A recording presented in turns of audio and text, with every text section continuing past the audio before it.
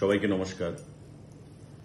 গত কয়েকদিন ধরেই আমরা লক্ষ্য করছি যে আগরতলা শহর সহ বিভিন্ন পেট্রোল পাম্পগুলোতে একটা অনাকাঙ্ক্ষিত লাইন মানুষের মধ্যে এবং একটা উদ্বেগ উত্তেজনা যে হয়তোবা যে কোনো সময় পেট্রোল এবং ডিজেলের যে সাপ্লাই সেটা বন্ধ হয়ে যেতে পারে।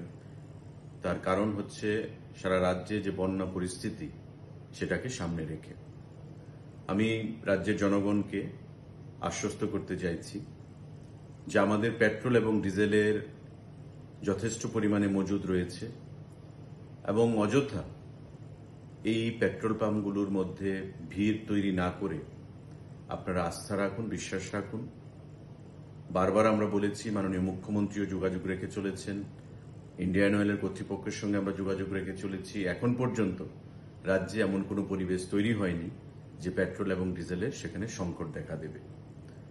এই বন্যা পরিস্থিতিতে আসাম আগরতলা রোড যদিও একটু ক্ষতি হয়েছে, কিন্তু তারপরেও পিডব্লিউডি এবং এনএইচআইডিসিএল এর যৌথ সহযোগিতায় সেই রাস্তার কাজ চলছে। কিন্তু তারপরেও সমস্ত কিছুর ঊর্ধ্বে উঠে আমাদের এখন পর্যন্ত প্রায় 9 দিনের স্টক পেট্রোল এবং ডিজেলের রাজ্যের মধ্যে অবস্থান করছে। আগামী 2 দিনের মধ্যে আসাম আগরতলা রোড যেটা ক্ষতি হয়েছে বিগত বর্ষার ফলে সেটা ঠিক হয়ে যাবে এবং সারাইয়ের কাজ হয়ে গেলে যথারীতি আমাদের পেট্রোল এবং ডিজেলের ট্যাঙ্কার রাজ্যে আবার পৌঁছতে থাকবে। আমি আপনাদের প্রত্যেকের কাছে সেটা আশ্বস্ত করছি যে দপ্তরের তরফ থেকে কোথাও যেন কোনো কালোবাজারি না হয় সেটার লক্ষ্য রাখা হচ্ছে। প্রত্যেক আধিকারিকদেরকে বলা হয়েছে নিত্য প্রয়োজনীয় দ্রব্যের মূল্য এবং পেট্রোল এবং ডিজেলের যোগান যেন সঠিকভাবে বজায় থাকে। মাননীয় মুখ্যমন্ত্রী আমাদেরকে প্রতিনিয়ত সেখানে নির্দেশ প্রদান করে যাচ্ছেন, ওনার তত্ত্বাবধানে আমরা কাজ করে চলেছি এবং অযথা কোথাও পেট্রোল ডিজেলের আর্টিফিশিয়াল ক্রাইসিস যেন না হয় সেটাকে নজর রাখা হচ্ছে।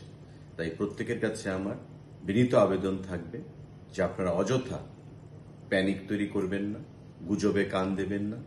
পেট্রোল এবং ডিজেলের যথেষ্ট মজুদ রয়েছে এবং আমরা বদ্ধপরিকর যাতে সেই সাপ্লাইকে আগামী দিনে সামনের দিকে আমরা সুন্দরভাবে এগিয়ে নিয়ে যেতে পারি।